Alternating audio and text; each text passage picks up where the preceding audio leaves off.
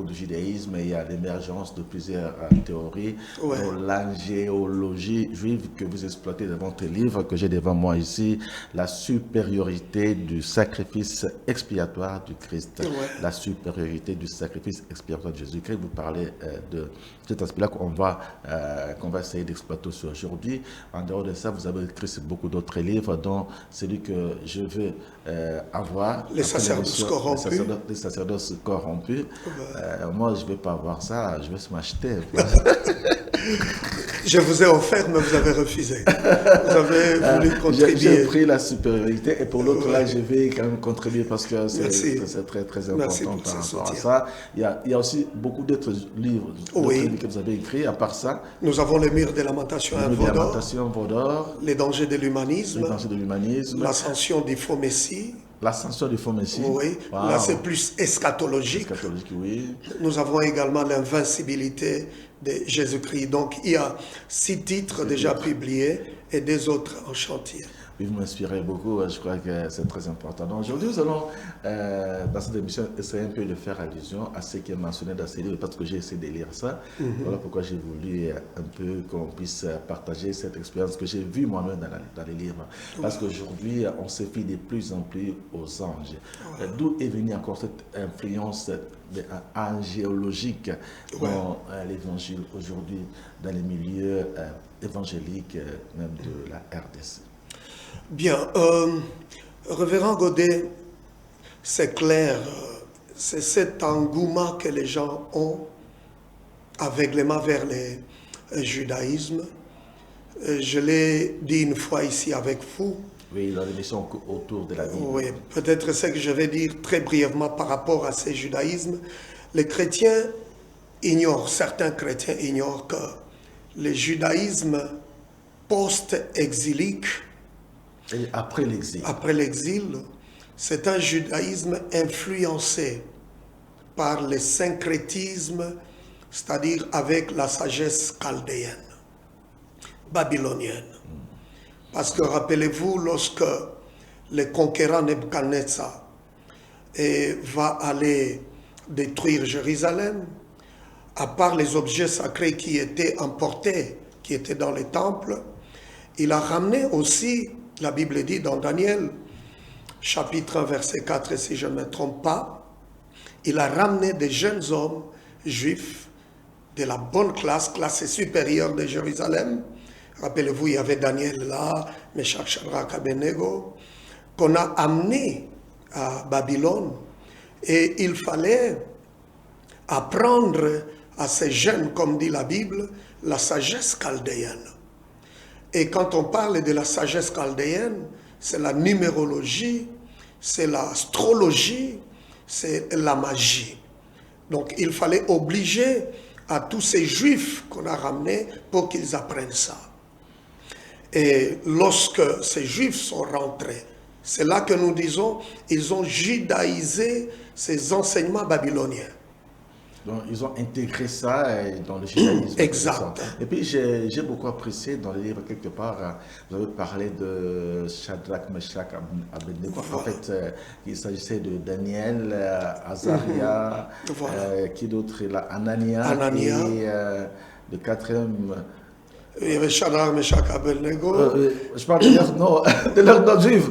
Voilà, de leurs noms juifs. Parce qu'en fait, les noms par lesquels nous les avons connus, voilà. En fait, c'est justement les résultats, la conséquence de cette, disons, l'intégration, l'insertion, l'incorporation de certains aspects de la magie, des religions chaldéennes dans leur vie. C'est ainsi que les Daniels sont devenus Belchassar, mais Daniel, nous le connaissons toujours par son nom-là. Voilà. J'ai beaucoup aimé. Alors, lorsqu'ils sont arrivés là-bas, il fallait qu'ils soient instruits d'une certaine façon. Exact. Et sur le plan même alimentaire, on leur avait imposé un certain régime, mais qu'ils ont refusé. Donc, c'était une façon pour le diable à cette époque-là, de faire de dissiper dans leur tête la loi de Dieu dans leur pensée. Oui, parce que cette nourriture, la nourriture babylonienne, ce n'était pas quelque chose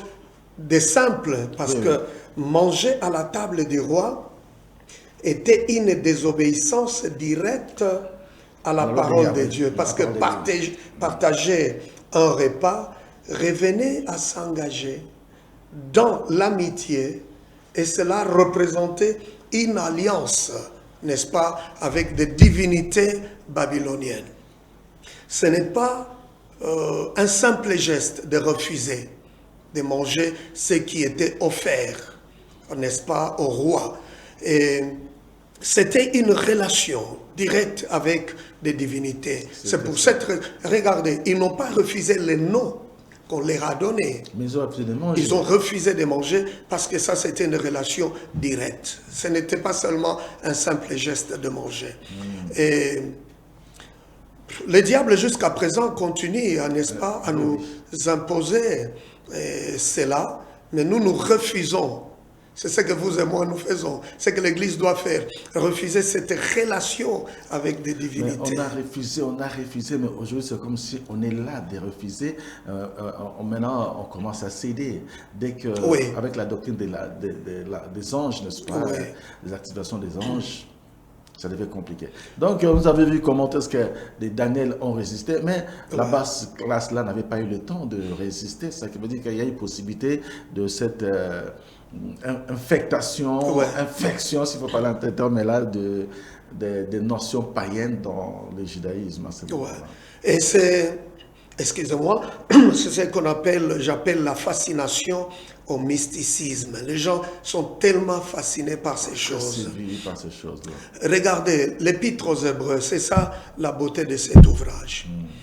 L'auteur de l'Épître aux Hébreux, il était en train de décourager ces chrétiens d'origine juive qui étaient déjà devenus membres de l'Église, mais à cause de la persécution, des souffrances, il voulait retourner dans le judaïsme, l'ordre ancien religieux. Alors l'auteur de l'Épître aux Hébreux, il est en train de leur montrer que vous qui êtes en Christ, vous êtes dans le meilleur, vous êtes dans le parfait. Parce que dans l'ordre ancien religieux, les gens étaient fascinés par la manifestation des anges. Et c'est ce que l'Église est en train de connaître encore aujourd'hui, cette influence négative avec le faux judaïsme que je viens de citer ici. C'est ce judaïsme post-exilique qui n'a rien à voir avec le vrai judaïsme. L'Église est encore fascinée par le gnosticisme, les gnostiques. Parce que la doctrine gnostique vous dit que l'homme peut être sauvé par la connaissance. Et de quelle connaissance s'agit-il ici? Il s'agit d'une connaissance, pas connaissance ordinaire, mais c'est une connaissance mystique. C'est la magie, c'est la sorcellerie, n'est-ce pas? À connaître un Dieu qui n'est pas le véritable, qui n'est pas le Dieu créateur, qui n'est pas Yahweh. Et dans le gnosticisme, dans la Kabbale juive, on appelle ces dieux Ein Sof. On a l'impression que même c'est comme si sur le plan naturellement parlant, les hommes sont toujours fascinés par un Dieu mystique. On voit par exemple lorsque Moïse s'en est allé à la montagne pendant 40 ans, ceux qui sont restés s'étaient dit, écoutez, il a disparu, faisons-nous un Dieu comme les autres nations, un Dieu palpable. C'est un peu la nature humaine apparemment, de chercher c'est cette nature pécheresse. Justement, nature pécheresse, c'est ça que je voulais dire. Parce que ces gnostiques, ces juifs vous disent que Dieu est tellement élevé, il est tellement grand, et alors il ne peut qu'interagir avec l'univers à travers les anges, appelés dans la Kabbale juive les émanations. Donc pour être en contact avec ces dieux, il faut alors se concentrer sur ce qu'ils appellent énergie ou émanation, c'est-à-dire des démons déguisés qu'on appelle anges. Et c'est ce qui justifie aujourd'hui le culte des anges. Parce que les gens pensent, pour être en contact avec Dieu, il faut alors passer par les anges. Cependant, la Bible nous dit clairement que le véritable Dieu, Yahweh, s'est déjà révélé en Jésus-Christ. C'est même l'erreur dans certaines de nos églises protestantes, pentecôtistes.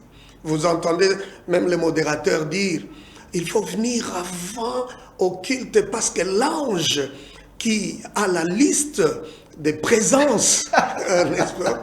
Il va enregistrer tous ceux qui viennent avant et puis il présente cette liste à Dieu. Il faut être là jusqu'à la fin parce que l'ange qui rassemble les prières. Vous voyez, il y a des choses comme ça. Mais docteur, est-ce que ce n'est pas la Bible elle-même finalement qui aurait en quelque sorte mis en exergue cet engouement vers l'angiologie? Lorsqu'on parle, lorsque la Bible parle de guérison dans la piscine de Bethesda, quand un ange, l'Éternel, venait secouer les eaux et celui qui tombait le premier dans l'eau était sauvé. Ça aussi, c'est nous aperçoit les anges. Regardez dans la Bible. Oui. Le phénomène ange dans le Nouveau Testament est très décroissant par rapport à l'Ancien Testament. C'est ainsi que l'Épître aux Hébreux, chapitre 1, dit clairement qu'autrefois Dieu a parlé à nos pères par le prophète et dans les derniers temps, il a parlé par son Fils. C'est-à-dire, la révélation, c'est en Jésus-Christ. Jésus, parce qu'il est déjà là, lui-même, et Dieu parle par son Fils. Si nous voulons connaître sur Dieu, nous écoutons Jésus. Comment nous écoutons Jésus? À travers la Bible. C'est pour cette raison, dans cet ouvrage, nous parlons de la supériorité. Il y a un chapitre, la supériorité de Jésus sur les anges.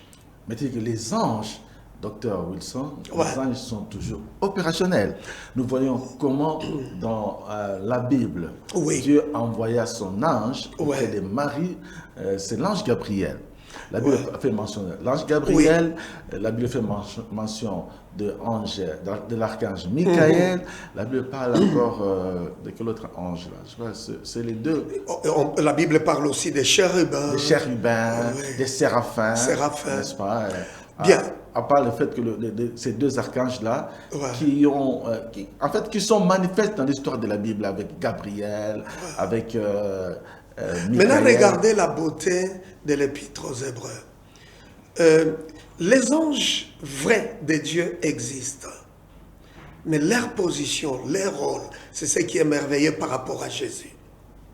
La Bible dit, les anges sont des serviteurs de Christ. Christ est le Fils de Dieu. Cela est très important. Parlons d'abord des anges en tant que serviteurs. Vous venez de citer les quelques noms connus par la Bible. Oui, Michael, Gabriel. Voilà.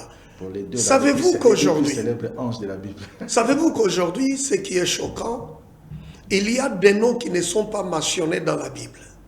De certains anges comme Ariel, Uriel, Ophanim, tous ces noms-là. D'où viennent-ils? C'est ça la question. Ce n'est pas une révélation. Peut-être je peux commencer par là avant de parler des anges comme serviteurs. C'est des noms qui viennent des livres apocryphes. C'est à partir de ce que j'ai dit à l'introduction, le judaïsme post-exilique. Vous ne trouverez pas ces noms dans la Bible et nous disons aux chrétiens de ne pas être fascinés par tous ces noms parce que ce sont des démons déguisés. Je donne l'exemple. Quand on parle des Ophanimes, j'ai entendu ici, dans la ville de Kinshasa, un soi-disant prophète entre guillemets, parler des Ophanimes. Ophanim. C'est quoi Ophanim? En fait, il prend un texte dans le livre d'Ézéchiel, c'est là qu'on parle des Ophanim. Ophanim, c'est un mot en hébreu qui veut dire roue, les roues. Roues, pneus. Voilà, les roues des chars. Mais dans la Kabbale juive, les roues là, on les catégorise. Ces gens qui ont la fascination au mysticisme, les catégorisent comme le deuxième ange dans la présence de Dieu. Wow. Et les Ophanimes, malheureusement, dans les livres d'Enoch, qui est un livre apocryphe, c'est les anges qui permettent à certaines personnes de faire la sortie du corps. Ces anges ou démons déguisés apportent la clairvoyance, la clairaudience. Ils ouvrent, ils activent ce qu'on appelle le troisième œil. Donc ce sont des démons déguisés.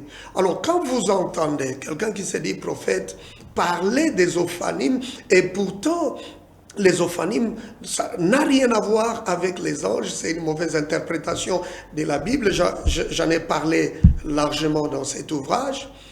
Alors, ça ne vient pas de la Bible. Uriel et tous ces démons déguisés ne viennent que des livres apocryphes, de littérature rabbinique, de la Kabbale juive. Bien, que les anges existent ou pas, parce que les anges existent, les vrais anges de Dieu, mais dans les derniers temps, qui est le temps messianique, Dieu a parlé par son Fils. Nous ne sommes pas restés en suspense, nous n'avons pas besoin d'une autre révélation, il n'y a que cette révélation par Christ. Alors, quand la Bible dit que les anges sont des serviteurs, Oui. dans Hébreux chapitre 1, verset 13-14, la Bible dit, ne sont-ils pas tous des esprits au service de Dieu? Et alors, il y a la suite là aussi. Oui. Au service de Dieu et au service de ceux qui héritent du salut. Donc, ils sont sur notre service. Non, peut-être j'aimerais qu'on lise ces passages, c'est très important. Nous sommes en train de réfléchir dans Carrefour matinal. Voilà. Hébreux chapitre 1, verset 14. Ne sont-ils pas tous des esprits au service de Dieu, envoyés pour exercer un ministère en faveur de ceux qui doivent hériter du salut? Donc, ils sont aussi à notre service. Ils sont au service de Dieu. Ok, ça c'est très important. Oui. Et c'est Dieu qui les envoie. C'est Dieu qui donne la mission à ses anges. Pour nous servir. Pour nous servir. Donc ce n'est même pas notre responsabilité d'activer les anges, de chercher les contacts avec les anges, et n'obéissent qu'à celui qui les a créés. C'est ainsi qu'il faut le dire, quand quelqu'un invoque les anges, commande les anges n'obéissent pas. Ceux qui entrent en scène ne peuvent être que les démons, parce que les anges de Dieu n'obéissent qu'à celui qui les a créés, c'est lui qui les commande. C'est comme ça que ce verset 1,14 nous montre clairement que les anges sont des esprits au service. Voilà ce qui est merveilleux ici. Leur vocation, c'est le service et non pas la domination. Ils ne gouvernent pas. Ça, ce sont les anges de Dieu. Les anges de Dieu. Pas les anges de Satan. Même les anges de Satan ont pour mission la destruction. La destruction. La destruction où ils confèrent une certaine puissance à ceux qui les adorent. Malgré ça, Jésus est supérieur. Jésus domine et contrôle. Les anges de Dieu, ils ont pour vocation le service. C'est-à-dire que les anges continuent à travailler pendant que le Fils, donc Jésus, on va même parler tout à l'heure, ce que cela veut dire, les mots Fils. Lui, le verset 13 nous montre clairement, Jésus prend une posture de repos parce qu'il est Fils. Mais les anges continuent à travailler. Notre Seigneur, selon au regard du verset 13, notre Seigneur, le Messie, s'assoit à la droite de Dieu le Père dans le ciel. Pourquoi? Parce qu'il est le souverain. Jésus n'est pas le sujet. C'est le souverain qui peut s'asseoir. Et il a droit, parfaitement droit, d'être au ciel assis à la droite du Père. Qu'est-ce que nous apprenons encore dans ce verset 13-14? Cela nous rappelle aussi qu'il n'y a pas de siège pour les anges autour du trône de Dieu. Ils sont au service. Parce qu'eux ne peuvent être là que pour louer Dieu et le servir. Recevoir les ordres de Dieu. Ça, c'est merveilleux. Pourquoi je dis ça, c'est merveilleux? Parce que dans la Kabbale juive, dans le gnosticisme, on présente un autre démon déguisé qui n'est pas un vrai ange, qu'on appelle Métatron. Métatron. Dans la Kabbale juive. Dans la Kabbale juive, on dit que lui est à la droite du Père. Il a la sainteté de Dieu, le Père. Ça, c'est la Kabbale juive. Et vous comprenez facilement que c'est un combat contre le Christ, notre Seigneur. Alors les anges, en tant que serviteurs, ne sont pas autorisés à se détendre devant Dieu. Ils sont toujours de service. Au service pendant que notre Seigneur, notre Dieu, notre Sauveur, le Messie Jésus, est assis. Ça, c'est merveilleux. Mais comment on peut expliquer alors ce passage de Psaume, je crois, 34, qui dit « L'ange de l'Éternel campe autour de ceux qui craignent Dieu, ils arrachent au danger ». Vous parlez maintenant de la... Parce qu'on peut demander à ces anges-là de renforcer la sécurité, ou tout simplement, l'effet de notre foi en Jésus-Christ fera que ces anges-là soient en fonction pour nous protéger. Les gens se réfugient dans ces textes bibliques pour justifier leur mensonge ou leur fascination au mysticisme, au démon. Ce passage parle de la théophanie. Donc Jésus, avant son incarnation, et avant qu'il ne prenne la chair humaine, il se manifeste par l'ange de l'Éternel. Voyez-vous, c'est triste, il y a même certains pasteurs qui ne comprennent pas c'est quoi la théophanie et c'est quoi l'ange de l'Éternel. Ça n'a rien à voir avec les autres anges ordinaires. L'ange de l'Éternel, c'est Jésus avant son incarnation. Voyez-vous, maintenant que dans les derniers temps, qui est le temps messianique, c'est-à-dire les temps évangéliques, Jésus est là. Et par conséquent, nous n'avons plus besoin, on n'a aucun besoin de recourir aux anges. Et c'était ça le combat de l'auteur de l'Épître aux Hébreux. Pour leur montrer, en Jésus, c'est le parfait, c'est le meilleur. Ne retournez plus à ces choses-là, à l'ordre ancien religieux, qui n'était que l'image, l'ombre des choses à venir. Comme j'aime toujours le dire, il y a la différence entre les types et l'antitype. Quand les types se manifestent, quand les types viennent, l'antitype doit être supprimé. Alors Jésus est déjà là, raison pour laquelle le phénomène ange dans le Nouveau Testament est très décroissant. Jésus est déjà là. Parce que Jésus est déjà là. On fait toujours allusion, même lui-même Jésus avait fait allusion aux anges. Quand il dit, c'est lui qui ferait cet enfant commet une abomination, car son ange, l'ange qui garde l'enfant, va réagir. Regardez ce que... Mais il parle de l'ange lui-même aussi, de Seigneur Jésus-Christ. Oui. Avant de revenir là, regardez d'abord ce que Hébreux chapitre 1, verset 4 et 5 nous dit. Devenu d'autant supérieur aux anges. Là, on parle de Jésus. Qu'il a hérité d'un nom excellent, qu'est le leur. Car auquel des anges, Dieu n'a-t-il jamais dit, tu es mon fils, je t'ai engendré aujourd'hui. Alors, ces quelques versets nous parlent de Jésus qui a un nom plus excellent que les anges. Ces deux versets, nous montrent encore ici que Jésus est de très loin supérieur à n'importe quel être angélique.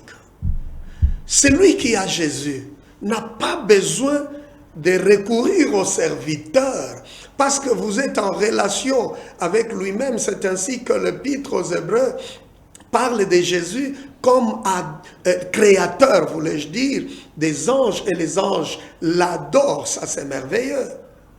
Mais que je continue d'abord avec l'exploitation de ces versets.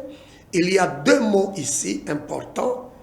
D'abord, Dieu dit, tu es mon fils.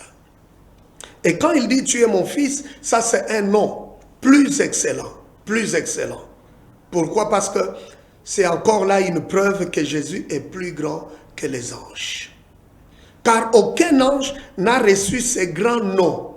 Dieu n'a jamais appelé à un ange d'une façon individuelle, tu es mon fils, quand bien même, dans Job chapitre 1, verset 6, les anges sont appelés collectivement fils de Dieu, mais pas d'une manière individuelle. Ça, c'est à Jésus seul. Et le nom ou le mot fils parle de l'incarnation. C'est ça même la signification. Voilà. C'est ça même la signification du mot engendré. Ça parle de l'incarnation de Jésus. Ce n'est pas par rapport, comme certaines hérésies voudrait présenter Jésus comme fils, créature. Non, non, c'est par rapport à l'incarnation. Ça, c'est merveilleux. Donc, Jésus a reçu un nom plus excellent. Plus excellent que le nom des anges. Ouais. Alors, ça veut dire que lorsque aujourd'hui les enseignements qui mettent en exergue les services, la protection des anges, les combats des anges, parce que même dans nos églises, lorsque nous prions, combien de fois ne demande-t-on pas à Dieu de pouvoir activer, d'envoyer des anges, effectivement par rapport à ce passage du taux de Hébreux 1, 13 à 14, quelqu'un qui prie, Seigneur, envoie des anges combattre dans les yeux, dans les cieux, même dans la mer. Est-ce que ça c'est une bonne façon de prier? Non, on demande à Dieu d'activer. Ce n'est pas notre affaire. Ce n'est pas notre affaire, pas du tout. Parce que tout ce que la Bible nous dit, tout ce que vous demanderez au Père en mon nom, ok? Tout ce que vous demanderez au Père, au nom de Jésus. C'est cette façon, c'est la meilleure façon de prier. Nous ne disons pas, vous avez déjà cet accès de parler à celui qui a créé le monde, celui qui vous a créé. C'est lui qui a créé même les anges. Et vous lui demandez pourquoi ne pas aller directement lui présenter vos requêtes, vos besoins. Mais parce qu'on prie comme ça, il y a aussi des effets. Il y a des effets quand on prie comme ça. Ouais. Seigneur, et puis vous sentez directement là-bas aussi des effets. Mais c'est là qu'il faut être très prudent, voilà, parce que le diable, Satan, s'est fait passer pour l'ange de lumière. Il agit pour séduire beaucoup de gens. Vous savez cette histoire, parce qu'on parle de cette angélogie juive, mystique, tout et tout, ça induit beaucoup de gens en erreur. Je me rappelle quand on était encore des enfants, très jeunes à Lubumbashi, il y avait quelqu'un dans la ville. Malheureusement, je l'ai suivi 3 jours passés, il est encore dans cette hérésie. C'est triste. Il dit, lui pouvait dire, j'ai vu un ange avec des boucles d'oreilles. Très beau. Et je ne sais pas qu'est-ce qu'il disait encore. Beau ou belle comme les belles femmes de Kinshasa. Wow. Vous imaginez. Il y a 3 jours passés, je l'ai encore entendu. Il se réfère à une croisade, à une réunion publique qu'il avait eue au Gabon, à Libreville. Il dit là, j'ai entendu Gabriel, Michael, m'ont dit que nous contrôlons le monde entier. Et les gens acclament, ils disent révélation. C'est cette erreur que j'ai entendue à Kinshasa. Quelqu'un dédié l'année 2023 à l'ange Michael. Bien aimé. Les anges n'ont pas le contrôle des nations. Ça, c'est une erreur. Ça, c'est le travail du Seigneur lui-même. Il tire ces enseignements mystiques de la Kabbale juive. Parce que pour le judaïsme mystique, ils disent que Michael et certains anges dont les noms ne sont pas cités dans la Bible, ils contrôlent Israël. Alors chaque nation est dirigée par un ange.